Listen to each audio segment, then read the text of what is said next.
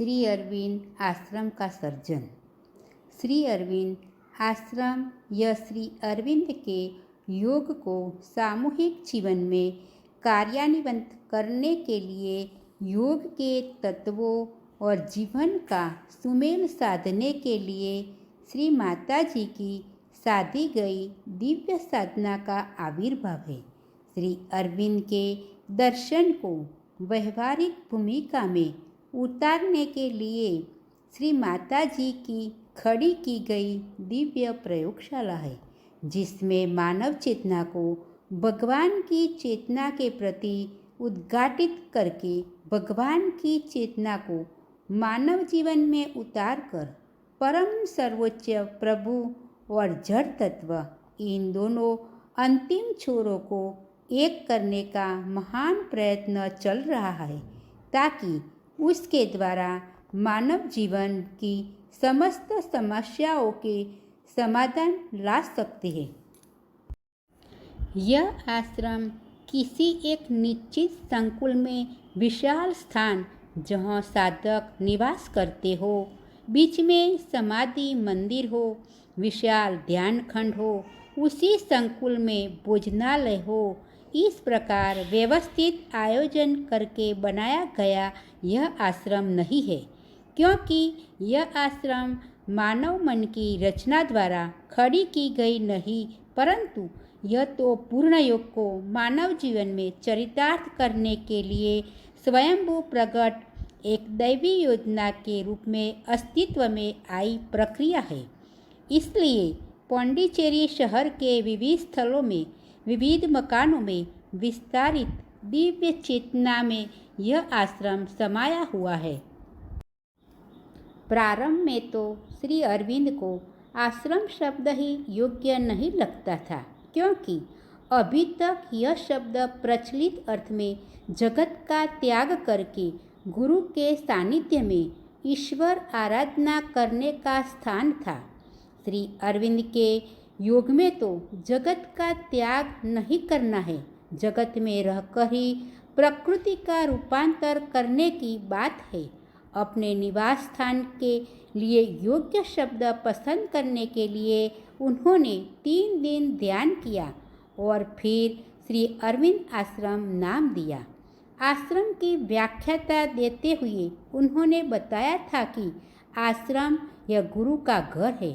इसमें विद्यार्थी और शिष्य गुरु के पास से प्रेरणा प्राप्त करने के लिए प्रभु को प्राप्त करने की विद्या प्राप्त करने के लिए एकत्र होकर रहते हैं।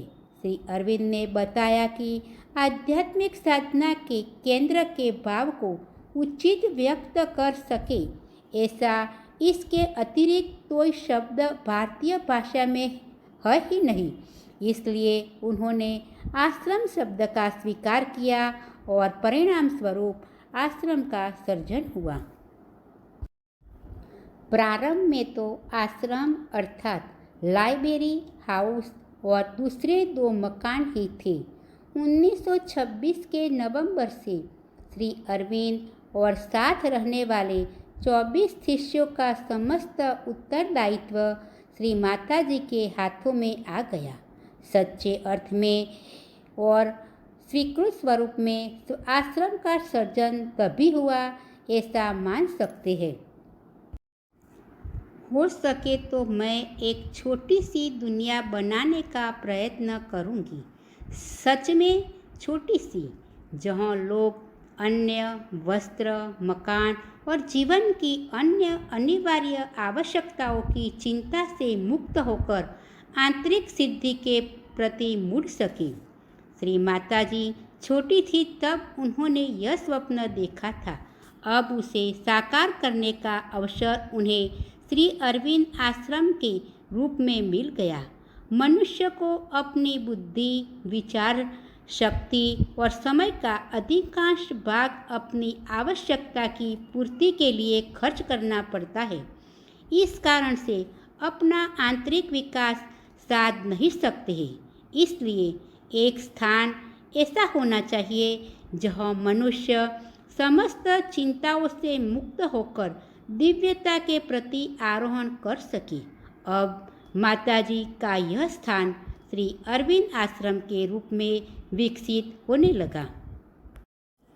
सन 1926 के बाद साधकों की संख्या बढ़ने लगी। जैसे जैसे आवश्यकताएं खड़ी होती गई, वैसे वैसे प्रवृत्तियों का विस्तार होता गया।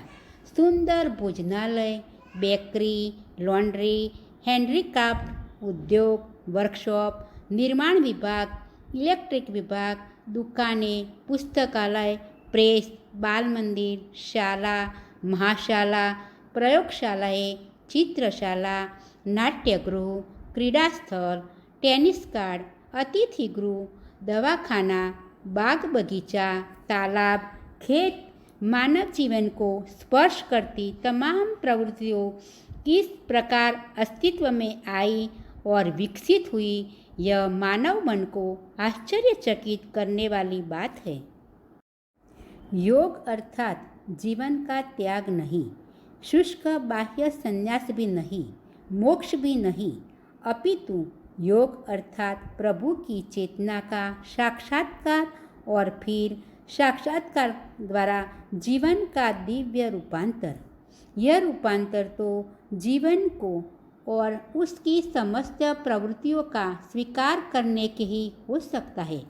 इस विषय में श्री अरविंद ने बारिंद्र को पत्र में लिखा था, हम इस योग में जगत की किसी वस्तु का त्याग करना नहीं चाहते। राजनीति, उद्योग, समाज, कविता, साहित्य, कला आदि सभी सदा रहेंगे, परंतु हमें इसमें नई आत्मा और नया रूप देना होगा। श्री माताजी ने आश्रम में यह कार्य किया।